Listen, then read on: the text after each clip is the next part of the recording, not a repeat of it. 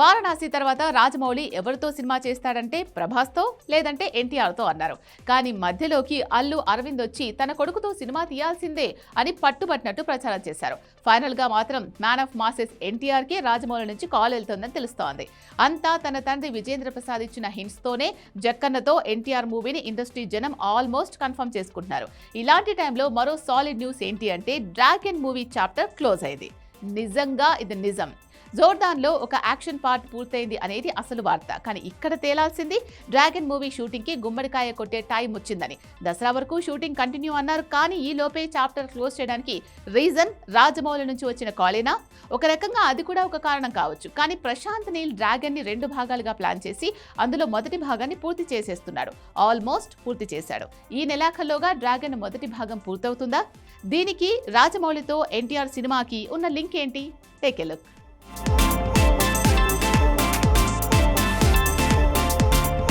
రాజమౌళి వారణాసిని జూన్లోగా పూర్తి చేసి తర్వాత పూర్తిగా వరల్డ్ టూర్కే పరిమితం అవబోతున్నాడు.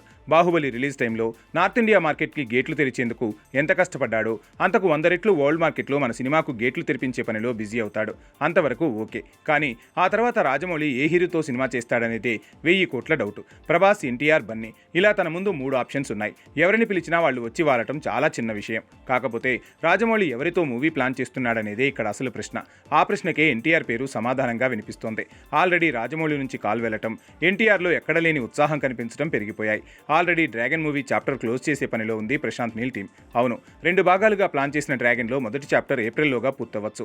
ఇంకా వివరంగా చెప్పాలంటే ఈ నెలలోనే డ్రాగన్ తాలూకా 95% షూటింగ్ పూర్తవుతుంది. జోర్డాన్లో ప్లాన్ చేసింది డ్రాగన్ ప్రీ క్లైమాక్స్ సీన్ అని తెలుస్తోంది. మొదటి చాప్టర్ని ఏప్రిల్లో పూర్తి చేసి మళ్ళీ మే 2వ వారం నుంచి 2వ చాప్టర్ మొదలు పెట్టబోతున్నారు. మొత్తం 2 భాగాలు దసరాలోగా పూర్తవుతాయి. తర్వాత రాజమౌళి సినిమా సెట్స్ పైకి వెళ్తుందా అంటే కానే కాదు. దేవరటు మొదలవుతుంది. అది కూడా కేవలం 6 నెలల్లో పూర్తయ్యేలా ప్లాన్ చేస్తుంది ఫిలిం టీం. ఆ విషయం తెలిసే కొరటాల శివ దేవరటు పనుల్లో వేగం పెంచాడు.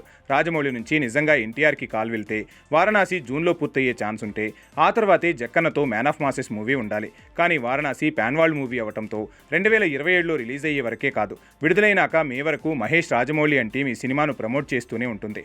యూరప్, అమెరికా ఇలా వరల్డ్ టూర్ కంటిన్యూ అవుతూనే ఉంటుంది. అంటే వచ్చే ఏడాది జూన్ కల్లా ఎన్టీఆర్ తను కమిట్ అయిన డ్రాగన్ 2 భాగాలు, దేవర సీక్వెల్ షూటింగ్ పూర్తి చేసుకుని రాజమౌళి మూవీ కోసం ఫ్రీ అయిపోవాలి. ఇది రాజమౌళి నుంచి ఎన్టీఆర్కి వెళ్ళిన మెసేజ్. దానివల్ల ఎన్టీఆర్తోనే రాజమౌళి సినిమా అని ఆల్మోస్ట్ ఇండస్ట్రీ జనాలందరికీ క్లారిటీ వచ్చేసింది.